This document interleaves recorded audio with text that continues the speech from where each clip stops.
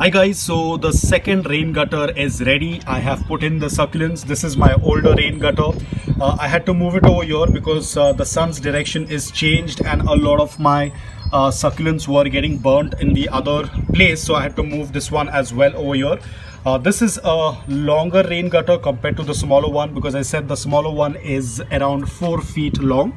And I think this one is around maybe 5 or 6 feet long, but I just wanted to show you the new rain gutter. I have put in all of my succulents in this and you can see it looks absolutely beautiful. All of the succulents are doing quite well.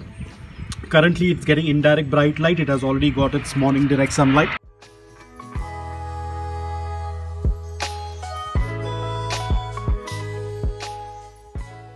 Currently it's getting only indirect afternoon sunlight. It has already received its share of morning direct sunlight for 5 to 6 hours.